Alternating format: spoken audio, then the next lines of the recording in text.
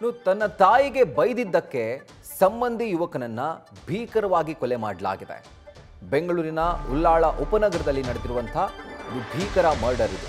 36 ವರ್ಷದ ಅವಿನಾಶ್ ಎಂಬಾತನನ್ನ ಕಾರ್ತಿಕ್ ಎನ್ನುವಾತ ಹತ್ಯೆಗೈದಿದ್ದಾನೆ.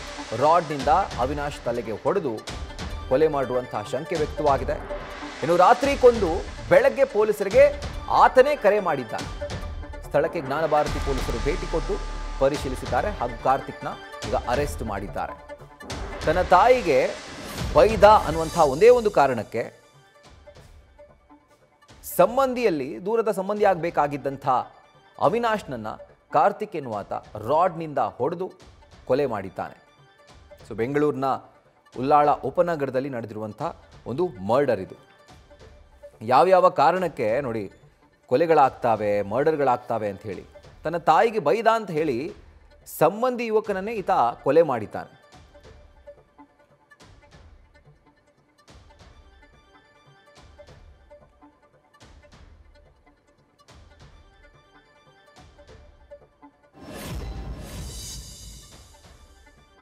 ಸ್ವಂತ ಅಕ್ಕನ ಮಗ ಅವರು. ಇಲ್ಲಿ ಅವ್ರದ್ದು ಫಸ್ಟು ಸ್ಕೂಲ್ಗೆ ವ್ಯಾನ್ ಡ್ರೈವರ್ ಕೆಲ್ಸಕ್ಕೆ ಹೋಗ್ತಾ ಇದ್ರು.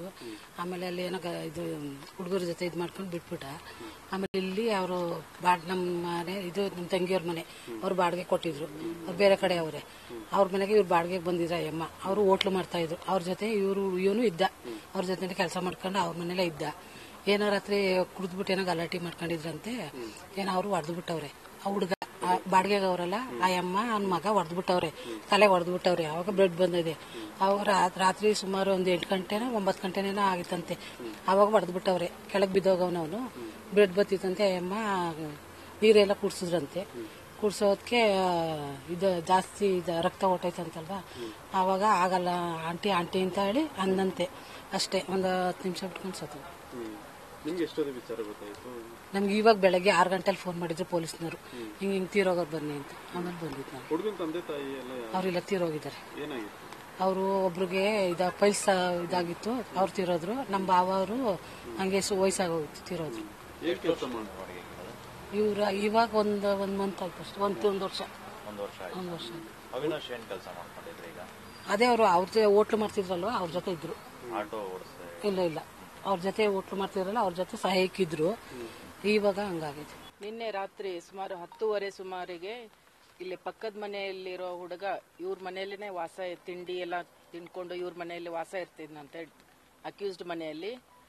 ಸೊ ನಿನ್ನೆ ದಿನ ಅವನು ಕುಡಿದ್ಬಿಟ್ಟು ರಾತ್ರಿ ಬಂದಿದಾಗ ಅವ್ರ ತಾಯಿಗೆ ಮತ್ತು ಅವ್ರ ತಾಯಿಗೆ ಕೆಟ್ಟದಾಗಿ ಬೈತಾ ಇರ್ಬೇಕಾದ್ರೆ ಇವನು ಕಾರ್ತಿಕ್ ಅನ್ನೋನು ಆಚೆ ಹೋಗಿದ್ದ. ಅವನು ತಾಯಿ ಫೋನ್ ಮಾಡಿ ಮಗನಿಗೆ ಕರೀತಾಳೆ, ಇವನು ಅವಿನಾಶ್ ಅಂತ ಏನ್ ಮನೆಯಲ್ಲಿದ್ದಾನಲ್ಲ ಅವನು ಬೈತಾ ಇದ್ದಾನೆ, ನನಗೂ ತಾಯಿಗೂ ಬೈತಾ ಇದ್ದಾನೆ ಕೆಟ್ಟದಾಗಿ ಅಂತ ಹೇಳಿದ ತಕ್ಷಣ ಕಾರ್ತಿಕ್ ವಾಪಸ್ ಬಂದ್ಬಿಟ್ಟು ಇವನಿಗೆ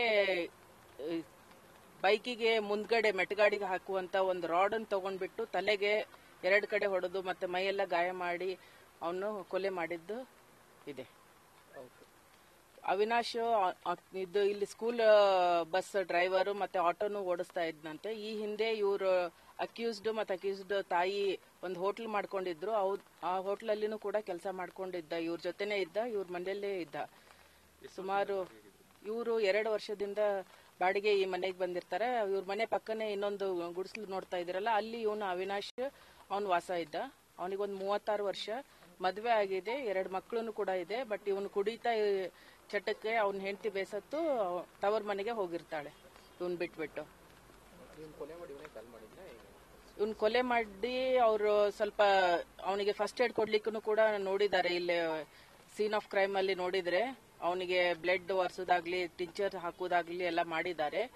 ಆಮೇಲೆ ಯಾವಾಗ ಅವ್ನ್ ಡೆತ್ ಆಯ್ತು ಅಂತ ಗೊತ್ತಾಗಿ ಗಾಬರಿ ಆಗಿ ಸ್ವಲ್ಪ ಹೊತ್ತು ಬಿಟ್ಟು ಸ್ಟೇಷನ್ಗೆ ಮಗನೇ ಕಾಲ್ ಮಾಡಿದಾನೆ. ತಾಯಿ ಮಾತಾಡಿದಾಳೆ. ತಾಯಿ ಮಾತಾಡಿ ಈ ತರ ನನ್ನ ಮಗ ಕೊಲೆ ಮಾಡಿದಾನೆ ಅಂತ ಹೇಳಿ ಕಾಲ್ ಮಾಡಿದ್ದಾರೆ. ಅಕ್ಯೂಸ್ಡ್ ಸಿಕ್ಕಿದ್ದಾನೆ, ಸೆಕ್ಯೂರ್ ಆಗಿದ್ದಾನೆ.